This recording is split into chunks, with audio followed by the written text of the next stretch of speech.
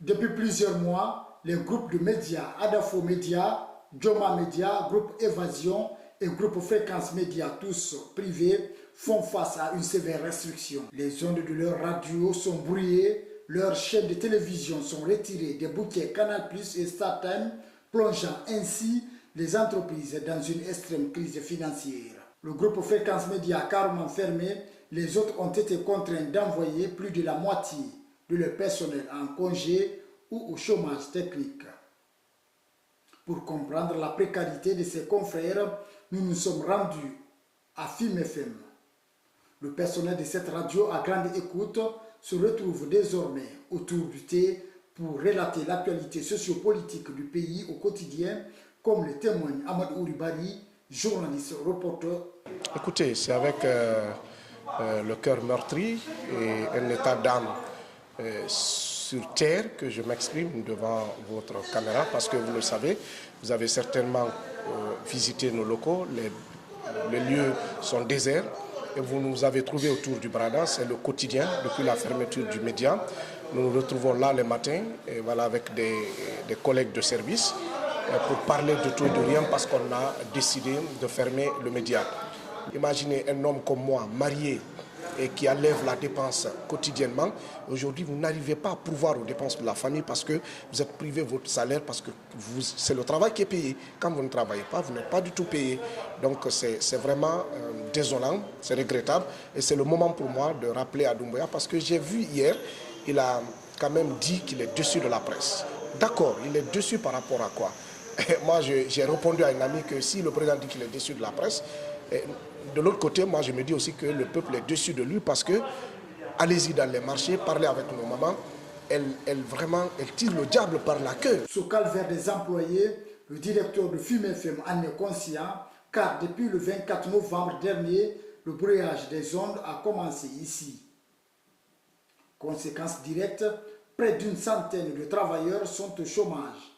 Malgré cet état, la direction générale maintient toujours sa collaboration avec le personnel, rassure Talibé Bali. Le groupe Fréquence Média, à travers Film FM, est en arrêt total d'activité depuis plus de 5 mois. Donc, c'est là depuis le 24 novembre 2023, quand ce que nous appelons brouillage a commencé. Et 5 mois et près de 6 mois après, vous voyez déjà l'état dans lequel se trouve d'abord notre entreprise. J'espère que vous ferez un tour dans les locaux pour voir que depuis plus de 5 mois, nous ne travaillons pas parce que Film, bien que étant un média, on va dire influent, un média qui avait un large spectre d'audience, n'avait en réalité qu'une seule antenne, un seul émetteur qui couvrait Conakry et ses environs. Et dès que cet émetteur a été donc brouillé, nous n'avions plus aucune possibilité de continuer à faire le travail qu'on faisait au quotidien pour informer, sensibiliser et éduquer. Et aujourd'hui, nous nous retrouvons dans une situation où nous avons près de 100 travailleurs qui sont dans le désœuvrement, dans le dénouement, dans la précarité totale. Et ce 3 mai intervient pratiquement 48 heures après la journée internationale du travail. On a fait un communiqué, un message qu'on a adressé à nos employés pour donc leur traduire toute notre solidarité, tout le soutien de la direction générale du groupe Fréquence Média face à la décision arbitraire, illégale et injuste dont nous sommes victimes et qui a fait que depuis plus de 5 mois, tout est justement à l'arrêt dans les locaux du groupe Fréquence Média. Nous partageons justement les conséquences que cette situation a générées depuis plus de 5 mois. Donc, il n'y a jamais eu rupture, il n'y a jamais eu cassure ou éloignement entre la direction générale du groupe Fréquence Média et le reste du personnel, et parce que ce qui arrive, c'est un cas de force majeure dont nous ne sommes en rien responsables.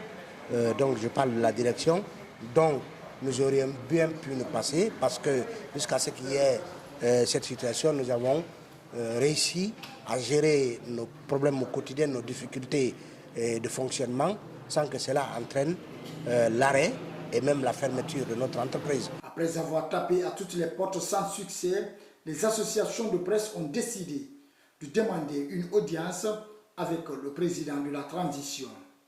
Le général Mamadi Doumbouya les a renvoyés au Premier ministre qui va lui rendre compte. Au terme de cette rencontre, des responsables des médias brouillés sont sortis satisfaits. Bon, écoutez, moi qui vous parle, je sors d'un entretien que le Premier ministre a accordé aux acteurs de la presse. Je parle des présidents des associations et organisations professionnelles de la presse, ainsi que les représentants des médias brouillés. Donc j'ai eu l'honneur de faire partie des responsables de films qui ont participé à cette réunion.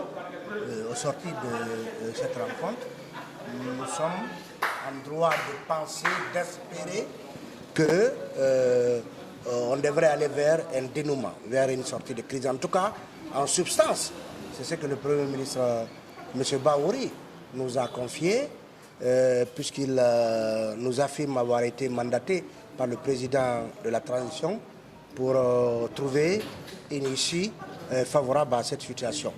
Un média qui restera jaloux de son indépendance et des journalistes qui resteront, qui auront l'éthique et la déontologie chevillées à leur corps, chevillées à leur âme, parce que le pays a besoin de médias qui puissent regarder la réalité en face et la restituer telle qu'elle, sans être censurée et en étant uniquement sous l'arbitrage des textes qui encadrent la pratique du métier de journaliste en Guinée. Selon le classement de Reporters sans frontières sur la liberté de presse en 2023, la République de Guinée occupe le 85e rang sur 180 pays. Le syndicat des professionnels de la presse, quant à lui, parle de plus de 500 journalistes au chômage sous l'ère du CNRD.